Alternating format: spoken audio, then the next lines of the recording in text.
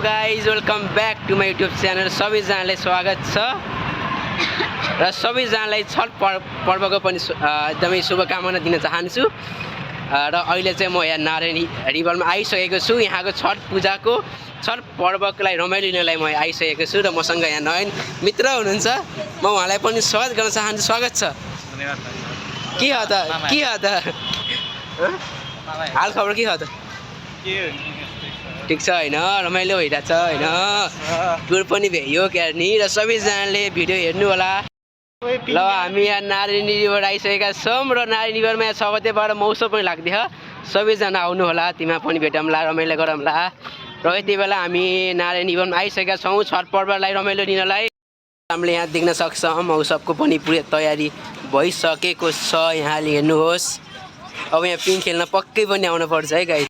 हेर्नुहोस् रात्रिकालीन यो सुन्दर नारायणी नदीबाट हामीले यहाँबाट देख्न सक्छौँ र हेर्नुहोस् यो हरियाली दृश्य।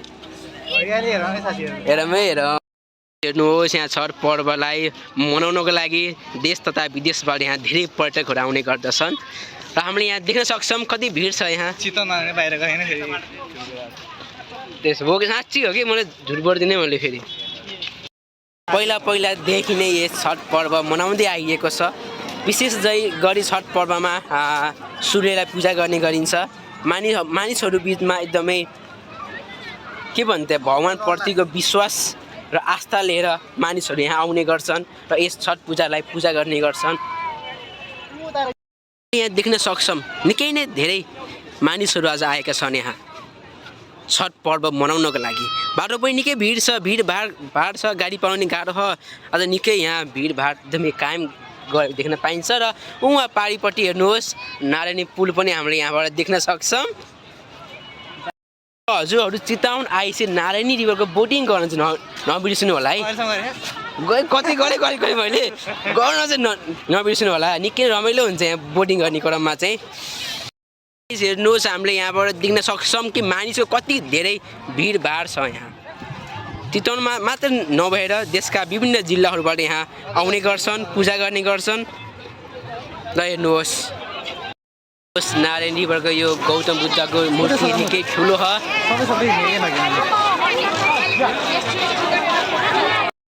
र हेर्नुहोस् नारायणी रिभरमा आरती भइरहेको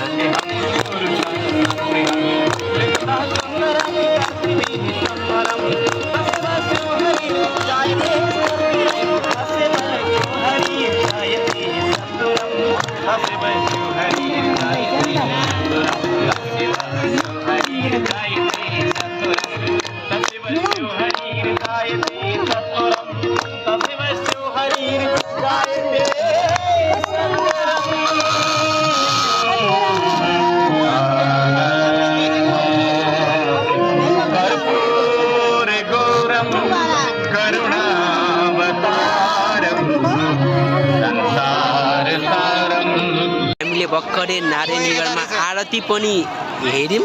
सबैजनाले मोबाइलबाट भए पनि दर्शन गर्नु होला र सबैजनाले लाइक कमेन्ट सेयर सब्सक्राइब गर्न नबिर्सिनु होला भन्न चाहन्छु म। र हेर्नुहोस् यति धेरै भिडभाड छ यहाँ छठ पर्व मनाउनको लागि। विभिन्न देशबाट यहाँ आउनुभएको छ गाइज। यहाँ बोटिङ पनि छ, तपाईँहरू बोटिङ गर्न पनि आउन सक्नुहुन्छ यहाँ आएपछि। पहिला यो छठ पर्व तराईमा मात्रै मनाउने गरिन्थ्यो भने अहिले देशव्यापी नै मनाउने गरिन्छ। किनकि नेपालमा कुनै जाति भेदभाव केही पनि छैन। सबैजना मानिसहरूले सबै जातहरू मनाउने गर्दछन् र छठ पर्व पनि अहिले देशव्यापी नै मनाउने गर्दछन् भन्छु। यो निकै नै खुसीको कुरा हो। र हेर्नुहोस् यहाँ मान्छेको भिड कति धेरै मानिसहरू आउने गर्छन् यहाँ छठ पर्व मनाउनको लागि। हेर्नुहोस् रात्रिकालीन दृश्य। आज म रात्रिकालीन भ्लग गर्दैछु। सबैजनाले माया साथ सपोज गर्न नबिर्सिनु होला। हेलो नयन, ठिक छ होइन?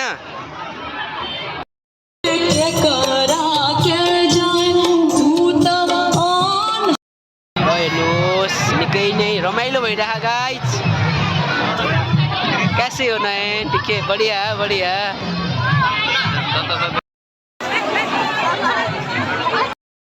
हेलो कैसे हो? ठिक छ होइन? पुरै ठिक।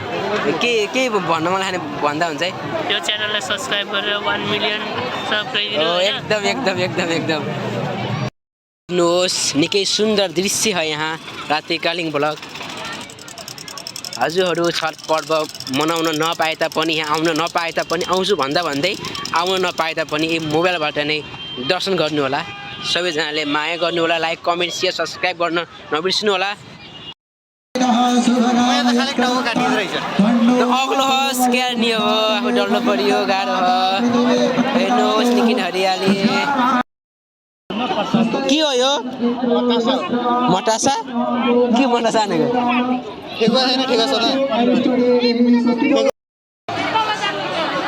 ल हेर्नुहोस् भक्तजनको कति धेरै भिड छ।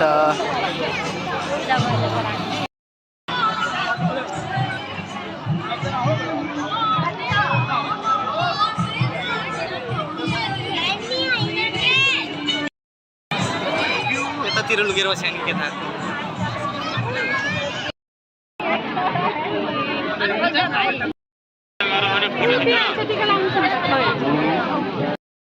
हामी मिठो चटपट खाँदैछौँ यहाँ। हेर्नुहोस् यो सुन्दर दृश्य खाएर आइसक्यौँ, पेट पूजा पनि गरियो। ल हामी यहाँ छठ पूजा गरिसकेपछि अब हामी आफ्नो घरतिर जाँदैछौँ। खै भाग हामी अब घर फर्किन लागेका छौँ गाइस। सबैजनाले लाइक कमेन्ट सेयर सब्सक्राइब गर्न नबिर्सिनु होला, धेरैभन्दा धेरै माया गर्नु होला। र हामी घर फर्किँदैछौँ गाइस।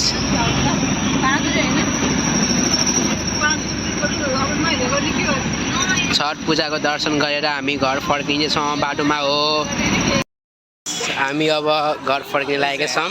र आजको लागि भिडियो यति नै। सबैजनाले मोबाइलबाट दर्शन गर्नु होला, धेरैभन्दा धेरै माया गर्नु होला, लाइक कमेन्ट सेयर सब्सक्राइब गर्न नबिर्सिनु होला। र आजको लागि यति नै। फेरि अर्को भिडियोमा भेटौँला। सबैजनालाई नमस्कार।